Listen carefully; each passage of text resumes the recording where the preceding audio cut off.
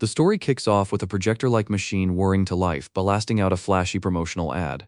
On the screen, a group of people appear, and right in the middle stands a man who bows deeply, while everyone else around him bows as well, apologizing as if they just committed some grand offense. But the man in the center keeps going, explaining that they are a bit late promoting the South Premier Gateway, Evergreen. Under the warm southern sun, he presents it as an ultra-luxury resort meant for the ultimate romantic and private escape. The advertisement flexes hard: become one with the turtles, dive into mystery, experience the wonders of the Coral Sea. Haven't tried the food yet? Then apparently you haven't really lived. The promo keeps rolling with dramatic flair, boasting diverse flavors and legendary spices available only at Evergreen. Then comes another flex: dwarf craftsmanship, supposedly the best in the world, with unrivaled quality no one can match. Luxury ceramic sets handcrafted by dwarf masters. And just when viewers think it is just a summer getaway, the ad insists Evergreen is packed with excitement all year round, full of events for everyone. Experience all of this at the place called Evergreen. Welcome to Evergreen. For inquiries, please contact the Anton Merchant Guild. And just like that, the promo cuts off. Now the camera pulls back to reality, revealing a money-hungry looking boy, the main character, sitting across the table from the very same people who appeared in the promo. One bald guy in the group immediately starts complaining, telling Dominic to forget about the money because they are freaking exhausted. He demands to know why Dominic made him swing a walk so many times just to film one stupid shot. The dwarf backs him up instantly, saying exactly, they worked like dogs and did not even get fed meat, calling Dominic a cruel man. A girl sits there with snot and tears running down her face, saying she is so embarrassed she has lost all her strength. Meanwhile, a golden-haired man grumbles that Dominic knows how busy he is, yet still dragged him into this nonsense. But Dominic just smiles calmly, like a scheming little gremlin, and says he would never ask for a favor empty-handed.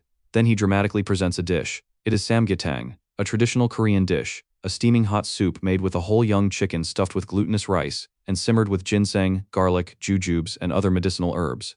According to Dominic, nothing beats this when it comes to stamina and recovery. The moment everyone sees the dish, their moods instantly flip and they look delighted. Dominic casually tells them to eat before they get back to work. But just when things seem normal, the story slams the brakes and rewinds a few years into the past. It is a chilling night, cold wind blowing through the darkness, and Dominic is lying under a tree like some abandoned stray. Suddenly someone approaches and shouts, asking how the hell he got there. The person turns out to be a bald guy accompanied by several rough-looking goons. Dominic casually replies that he walked there, obviously. The bald man just stares for a second before asking him bluntly what he is actually good for.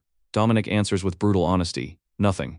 And then he simply stays silent. The next scene jumps to a bright day where Dominic finally shows exactly what he is good at. He slams down a huge pot and cheerfully announces that the food is ready. The setting is a tiny village, and moments later the entire place starts shaking because a bunch of men are sprinting toward the food like starving animals. These are the exact same goons from the previous night, but now they look less like thugs and more like wild beasts driven by hunger. They scream things like it is finally here, their lunch, asking what took so long and saying they were dying of hunger waiting for it. One of them jokes that he was about to eat the chef instead. Another laughs and says he even stopped working 10 minutes early just for this meal, then threatens Dominic with overtime tonight. But suddenly Dominic's voice cuts through the chaos like a drill sergeant, telling them to get in line. And unbelievably, the entire crowd instantly lines up like obedient dogs, basically a bunch of oversized puppies waiting for food. One man with a scar and an eye patch sniffs the air and says the food smells damn good. Dominic confidently replies that of course it does. Look who cooked it. The eye patch guy admits he cannot even argue with that logic. As Dominic watches them, he narrates in his thoughts that his name is Dominic, and he is in charge of lunch here in this place called Evergreen.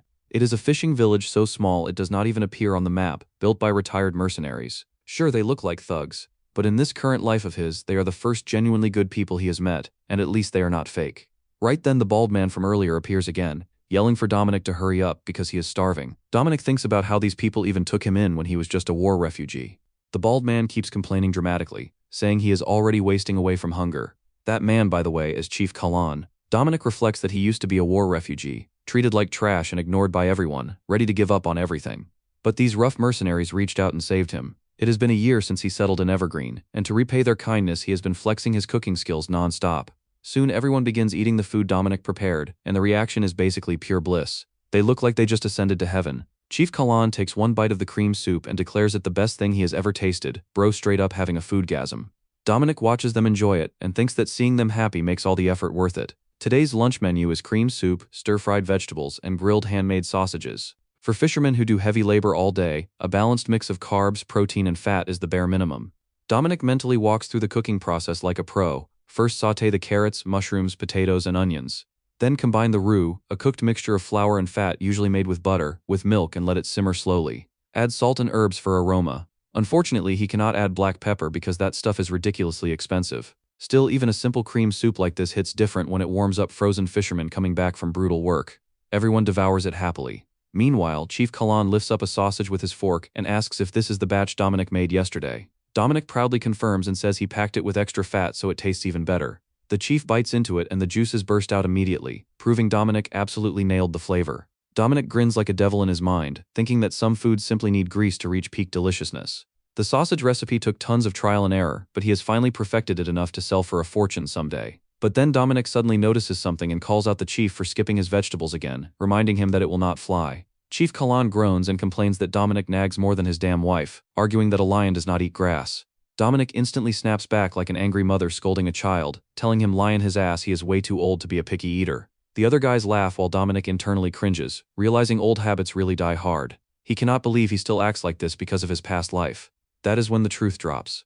In his previous life, Dominic was actually a nutritionist in South Korea, an ordinary 30-year-old named Han Jung-min who worked in schools and offices. Those memories suddenly flooded back one day, but remembering them did not magically change the harsh reality that he is still just a war refugee in this world. Then Chief Kalan casually asks if Dominic is free this weekend. Dominic asks why, expecting something small. The chief casually replies that it is nothing major, he is just making Dominic the next village chief starting next week. At first Dominic reacts like oh really, but then the panic hits him like a truck coon and he starts sweating bullets. In his mind he freaks out, realizing this is actually a huge problem. Meanwhile, Chief Kalan acts completely relaxed about it. Dominic loses his mind, yelling internally about how the old fox just slipped something that insane into the conversation like it was nothing, practically spitting everywhere while shouting. The bald village chief simply shrugs and explains that being chief is easy. All Dominic has to do is attend a meeting at the Lord's castle once a month. Just then another mercenary walks up to the baldy village chief Kalan and calls out to him, saying, "Hey boss," then quickly correcting himself to "Hey chief," deciding to be honest about it. The guy comments that last time the orders from the Lord was very clear that every village chief must learn how to read, because the meetings were a complete mess. Because most of the village chiefs are illiterate, and we very well know that our chief Kalan is definitely not the type to crack open a book anytime soon. Kalan casually admits that yeah, they know him way too well. But Dominic is not impressed at all. He says that being illiterate is nothing to be proud of. Then Dominic questions why they want him to act as chief just because I can read. If reading is your problem, why does Kalan not just learn to read himself? The chief glances sideways and throws out the most ridiculous logic ever, saying a lion does not need to read. At that point, Dominic is completely done with this nonsense and bluntly tells him to just admit he is an animal. Dominic then clarifies the job, basically asking if all he has to do is show up and fill a seat. The chief happily confirms it, saying that is exactly how it works. The higher-ups handle everything anyway, so Dominic only needs to sit there and exist. The chief even reassures him not to worry about the cost because the village funds will cover the travel expenses. Dominic sighs and asks if the meeting starts next month, but the chief immediately shuts that down and says, "Nope, you are leaving the day after tomorrow." Seeing that he has absolutely no escape from this mess, Dominic reluctantly accepts. 2 days later, the scene shifts to the Lord's castle. Inside a large meeting hall, the village chiefs are all seated across a long table. In the middle sits one of the chiefs, who announces that the former Lord's birthday is coming up. He suggests they make sure their gifts do not overlap this year. A bearded bald village chief agrees instantly, pointing out how embarrassing last year's situation was, and insisting they should get it right this time. Another chief casually suggests organizing a cockfight to keep things fair. Bro is casually smoking like this is the most normal conversation for him. One chief declares his village will bring sheep. Another says they are bringing a calf. Someone else proudly claims they will provide pigs. And sitting there listening to this entire circus is Dominic, now technically a village chief himself. Internally, he cannot help thinking what a complete waste of time this meeting is. The former lord clearly seems obsessed with meat. Then again, rumors say the former lord rarely leaves his room these days. Apparently he is close to becoming a swordmaster since he used to be a knight. Dominic shrugs mentally. Whatever. Right then a maid enters the room and politely informs the chiefs that they should eat first and finish the meeting later. Dominic instantly perks up with excitement. Finally he gets to taste the food served at the Lord's castle. When Kalan stepped down as chief, this was the one luxury he missed the most, the food at Lord's castle. Dominic cannot help wondering what kind of spices and sauces nobles actually use. The chiefs follow the maid to the dining area. As Dominic follows the maid, he thinks if the dishes are good, he should sneak a peek at their recipes later. When the maid steps aside, he sneaks a look at the dishes. The sight alone makes his mouth water. There are so many dishes that it feels like a feast. Dominic starts tasting everything while mentally inspecting each plate like a food critic. The bread tastes savory, which means they must have used high-quality flour.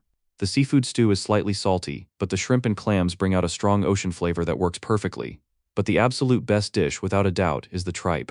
The chef serving the dishes suddenly notices Dominic's reaction and comments that it seems he has had tripe before. Dominic, practically drooling at this point, confirms that of course he has, and says he cannot get enough of it. He explains that it was prepared perfectly because organs can smell terrible if they are not cleaned properly, which means whoever handled this dish really knows what they are doing. The chef is clearly pleased and says this young village chief actually knows his business. He proudly reveals that he prepared most of the meat himself. Dominic's eyes start sparkling with excitement as he praises the chef's skill. The chef's nose practically rises with pride thanks to the compliment about the tripe. Dominic then asks if the former lord has a particular obsession with meat. The chef casually replies that the man eats lamb, beef, pork, basically everything without discrimination. Because of that constant demand for meat, the chef says his cooking skills improve dramatically. He even encourages Dominic to try more, explaining that the flavor changes depending on how the meat is ground. Dominic gratefully accepts the free food. However, the chef suddenly remembers something important. Since everyone is choosing birthday gifts for the former lord, he asks what Dominic's village plans to give him. Dominic answers while chewing that they have not decided yet. It looks like every other village already claimed the best meats, which leaves him worried about what is left.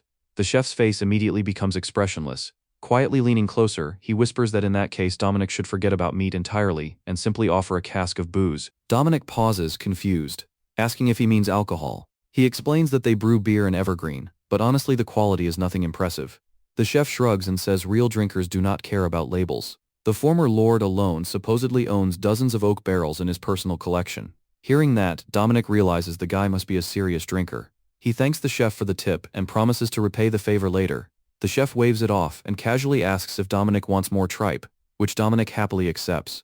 As Dominic continues eating, he mentally checks one problem off his list. At least the birthday present is solved now. But then another thought crosses his mind. Eating like this every single day is basically a one-way ticket to gout. The chef looks confused and asks what the hell gout even is. Dominic explains that it is an extremely painful disease where even a light breeze touching the body feels unbearable. It usually starts in the toes. The condition happens when uric acid builds up inside the body, and eating food high in purines can easily trigger it. The chef immediately dismisses the explanation as nonsense. He complains that Dominic keeps throwing around weird words like purines and shrimp, and tells him to stop sounding like some snake oil salesman and just eat his food.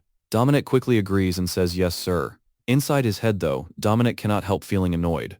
Old habits really die hard. All the nutritional knowledge from his past life is completely useless in this world. Even back then people used to treat him like some kind of con artist whenever he tried explaining things. He tells himself to stop over-explaining everything and get it together. At the very least he managed to eat his fill of tripe. But right at that moment something suddenly drops over his head. A hood covers his face from above. Dominic's expression hardens instantly as his vision fades to darkness. Someone has knocked him out. A group of people drag his unconscious body somewhere unknown. After some time the hood is finally removed and Dominic gasps for breath as he wakes up. A voice echoes nearby, commenting that he is finally awake. Dominic's vision is still blurry as he slowly opens his eyes. The voice continues speaking, explaining that his men misunderstood the orders and were apparently rougher than intended. The man apologizes for the inconvenience. Dominic finds himself tied to a chair but still calmly replies that it is fine and mistakes happen. Internally, however, he is absolutely losing his mind. He is basically shitting himself. What the hell is going on right now? A kidnapping inside the Lord's castle? And the two men standing behind the speaker are fully armed. One wrong move and he is probably dead. Trying to stay calm, Dominic politely asks who exactly he is dealing with. Suddenly the two knights explode with anger, shouting at Dominic to stay silent and calling him an insolent brat for speaking so casually. Just then the mysterious man tells them to stop screaming because the noise is rattling his bones. Tears even begin forming in the man's eyes from the discomfort. He apologizes to Dominic for making his guest wait without introducing himself. The man finally introduces himself as Theodore Sinclair, the former lord of this land. Hearing that name instantly stuns Dominic. Realizing who he is facing, Dominic hurriedly bows and shouts in respect, but the former lord quickly tells him to stop shouting again. Dominic's mind begins racing. If the man's bones are rattling like that, then something clicks in his head. Dominic carefully asks if the condition could actually be gout. The former lord reacts with surprise and admits that yes, the strange illness Dominic mentioned earlier might be exactly what he is suffering from. He says whatever this gout thing is, it feels like someone placed a curse on him. Dominic is left completely baffled. Gout? A curse? What kind of ridiculous BS is that?